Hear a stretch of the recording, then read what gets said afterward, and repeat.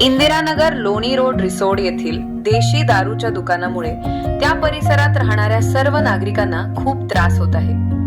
पूर्ण नगरातील महिलांचा, शाळकरी मुला-मुलींचा रहदारीचा रस्ता आहे।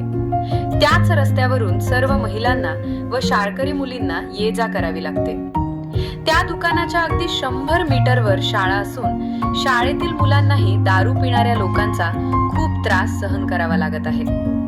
दारू पिऊन रस्त्यावर लोक ओकारी करून घाण करतात, उभ्याने लघु शंका करतात। त्यामुळे तेथे राहणाऱ्या नागरिकांना व त्यांच्या परिवारातील महिलांना, मुलींना याचा खूप त्रास होत आहे। त्या दुकानच्या बाजूला हॉस्पिटल मेडिकल आहे व समोर मिलिंद मागासवर्गीय मुलांचे वसतिगृह आणि मातंग हरिजन बीसी वसतिगृह असून त्या मुलांवर दारुड्या लोकांचे परिणाम होत आहे। नगरातील नवीन पिढी व्यसनाधीन होत असून सर्व नागरिक यामुळे त्रस्त झाले आहेत।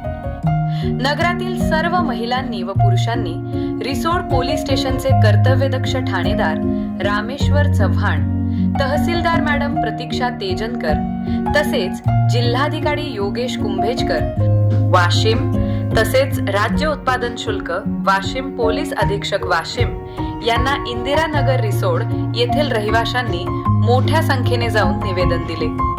आपण पाहत आहात महाराष्ट्र मीडिया, प्रत्येक क्षण आपल्या सोबत। कैलास महाजन सोबत शेख सरवर।